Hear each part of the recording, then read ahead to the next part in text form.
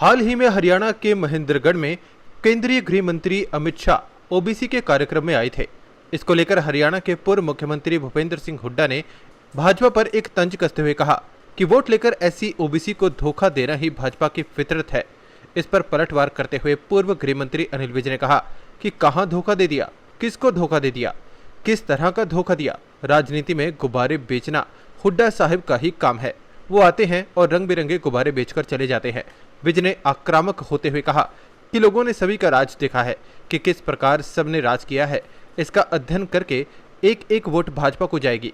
वहीं दीपेंद्र हुड्डा द्वारा हरियाणा में हरियाणा मांगे हिसाब के नाम से एक यात्रा निकाल रहे हैं, जिसमें शैलजा ग्रुप कहीं नजर नहीं आया। इस सवाल पर विज ने तंज कसते हुए कहा कि कांग्रेस को पार्टी कहना शब्दकोश के साथ विश्वासघात है। पार्टी में जैसा हमारे देश है प्रजातंत्र होना चाहिए, वो इसमें नहीं है। ये सब धड़े इकट्ठे होकर सरकार को हासिल करने के लिए और लूट करने के लिए आपस में मिल जाते हैं। उसी तरह से ये इकट्ठे होकर सरकार को लूटना चाहते हैं। कहाँ धोखा दे दिया, कहाँ धोखा दे दिया, किसको धोखा दे दिया, किस तरह का धोखा दे दिया। ये राजनीति में सिर्फ गुब्बारे बेचना हुड्डा साहब का काम है। कोई उनका तथ्य तो हो कि क्या बात करना चाहते हैं। आते हैं, गुब्बारे बेचते हैं, चले जाते हैं, रंग बिरंगे गुब्बारे लोगों को दिखा के।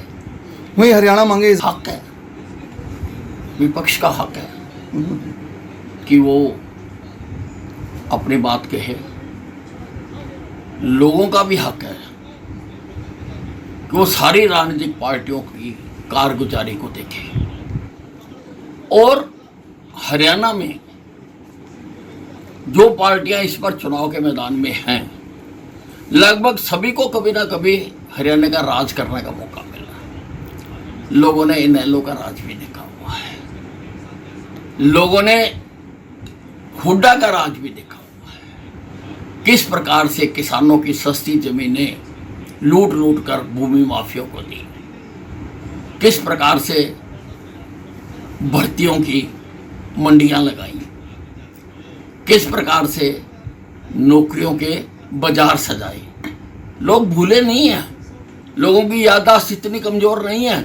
लोगों ने भारतीय जनता पार्टी का विराट रखा है, जिन्होंने इन सब तरह की कुरीतियों पर रोक लगाई है, सब तरह की कुरीतियों को रोका है, लोगों को पारदर्शी प्रशासन दिया है। तो लोग तो तुलनात्मक अध्ययन करेंगे, देखेंगे भी कौन कैसा है, कौन किस प्रकार से किसने राज किया।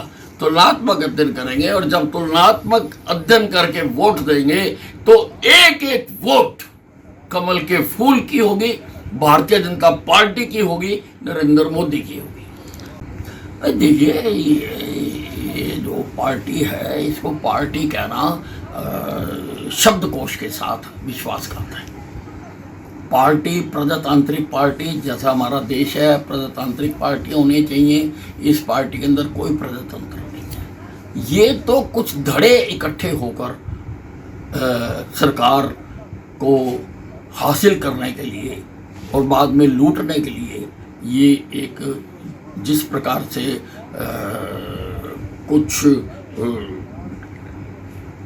एंटी सोशल एलिमेंट्स लूट करने के लिए डिफरेंट ग्रुप्स भी आपस में मिल जाते हैं, उसी प्रकार से ये कई तरह के ग्रुप हैं, कई नाम के ग्रुप हैं, ये इकट्ठे होकर सरकार को लूटना चाहते हैं।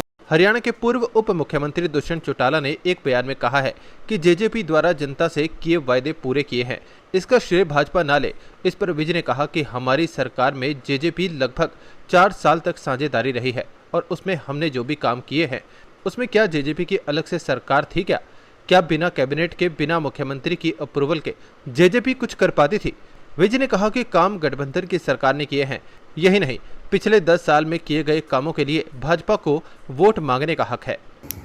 देखिए, हमारी सरकार थी और उसमें 4 साल तक लगभग जेजेपी साझेदार रही है।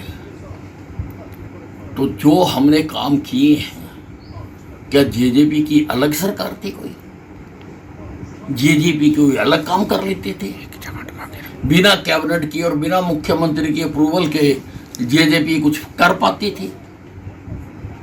काम तो उस गठबंधन सरकार ने किए हैं, भारतीय जनता पार्टी ने किए हैं। और भारतीय जनता पार्टी को इस दौरान, ना केवल इस दौरान, उससे पिछले 5 साल भी हम थे, इस 10 साल के दौरान किए हुए हर काम को जनता के सामने उजागर करने का हक है और उसके लिए वोट मांगने का हक है। बिहार के पूर्व मुख्यमंत्री लालू प्रसाद यादव ने एक बयान में कहा है कि अगस्त तक मोदी सरकार गिर जाएगी। इस पर हंसते हुए विजय ने कहा कि लालू अपना तो बता नहीं सकता कि कब जेल जाएंगे और कब जेल से बाहर आएंगे, और दूसरों की भविष्यवाणी करते हैं। लालू अपना तो बता नहीं सकता कि कब जेल में जाएगा, कब जेल से बाहर आ जाएगा, दूसरों की भविष्यवाणी करते हैं।